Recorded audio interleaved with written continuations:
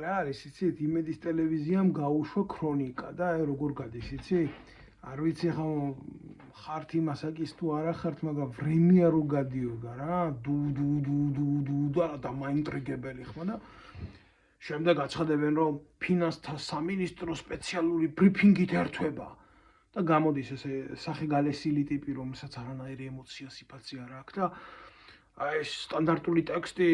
გატარებული ოპერატიული სამძებრო ღონისძიების შემდეგ გაირკვა, რომ თურქეთიდან ვიღაცას გადმოქონდა თურმე ეგრეთ წოდებული საქონელი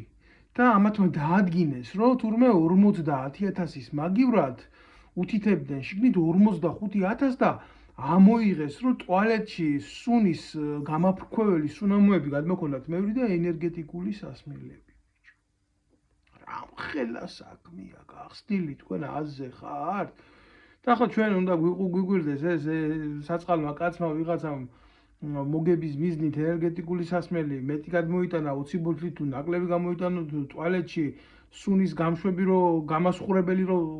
2 პაჭკაზე მეტი შემოიტანა იმ ქვეყანაში ეს უნდა გვიგვირდეს სადაც პრემიერ-მინისტრი, უშიშროების მინისტრი, თავდაცვის მინისტრი დაჭერილი ყავთ კორუფციის, ქრთამის სახელმწიფოს უნიშნულოვანესი უწყებების და ძალაუფლების ბოროტად გამოყენებისთვის და მილიონები და მილიარდებია ამოღებული. აი მაგისტე დავატირე რამე უფრო საინტერესო შემოგთავაზეთ, უფრო საინტერესო გითხარით, რომ უფრო გავხალისდეთ, უფრო ვიღაცა აი უფრო შიდა წლიდან ისეთი ვინმე დაიჭირეთ, დააბრალეთ, ან არ დააბრალოთ, ან რა ვიცი ახლა თქვენ